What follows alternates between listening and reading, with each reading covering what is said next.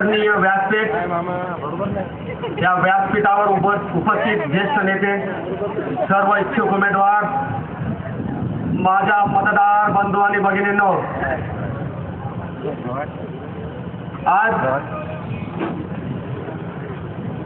ताई आपल्या हिंगोली शहरात येत आहे. संघर्ष यात्रा. मुंडे साहेबांनी जेव्हा संघर्ष यात्रा काढली, या राज्यात सत्यांतर झालं. आज ताई ही संघर्ष यात्रा इथं घेऊन येत आहे. परंतु मित्र हो, कळमनुरी पासून हिंगोलीपर्यंत येण्यासाठी त्यांना 1 तास लागत आहे. याचं कारण तो विकास म्हणणारा कळमनुरीचा खासदार. किती रस्ता खराब आहे तो, काय विकास केला यांनी. आणि ह्याच्यानंतर सुद्धा हिंगोली पासून 29 किलोमीटर जायचं त्यांना कनेरगाव पर्यंत. काय रोड आहे हो. म्हणजे संघर्ष यात्रेमध्ये सुद्धा त्रास, किती त्रास सहन करायचा.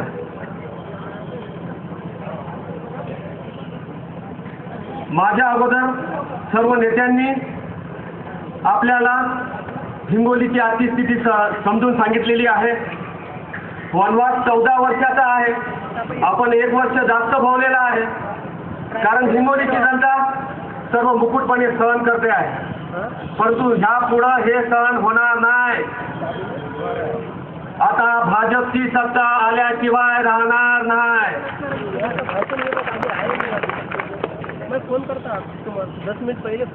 मला इथं बोलण्याची संधी मिळाली. युवा नेता भैया, भाजपमध्ये आल्यापासून माझेच दिवस जे आहे, माझे आजचे दिन सुरू झालेले. म्हणून भाजपमध्ये जो कोणी येणार त्याचे निश्चित अच्छे दिवस राहणारच आहे. भाजप हा पक्ष गोरगरिबाचा, सामान्य जनतेचा, मजुरांचा, सर्वांचा असा पक्ष आहे.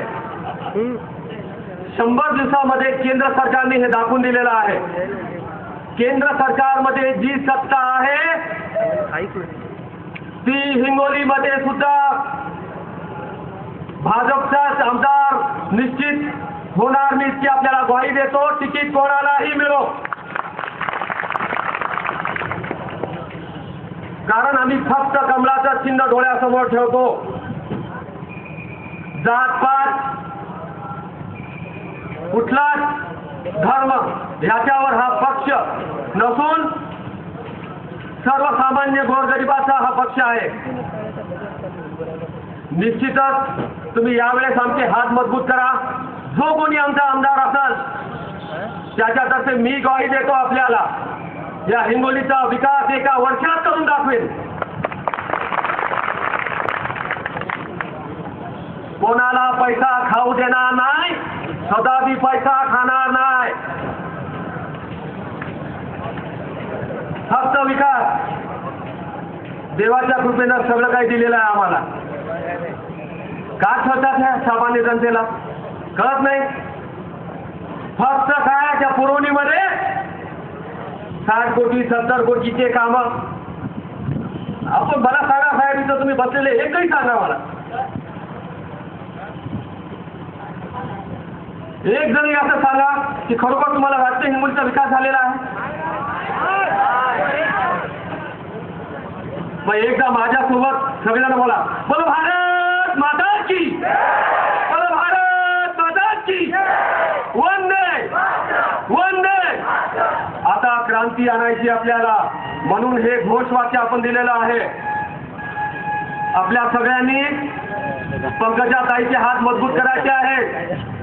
ताई साहेब हिंगोलीला आलेले आहेत. हिंगोलीचं वातावरण जे बदललं, फक्त एकच ताई येत आहेत. आम्ही सगळ्यांनी मिळून हिंगोली सजवलेली आहे. त्याच्यात सामान्य जनतेचा सुद्धा सहकार्य आहे. मी आपल्या सगळ्याला पुनश्च एकदा विनंती करतो, भारतीय जनता पार्टीतर्फे उमेदवारी कोणालाही मिळो, आपण प्रचंड मतांनी त्यांना विजयी करा आणि हिंगोलीचे एक रेकॉर्ड बनवा की हिंगोलीची सीट महाराष्ट्रात सगळ्यात जास्त वोटनी जिंकून आली पाहिजे.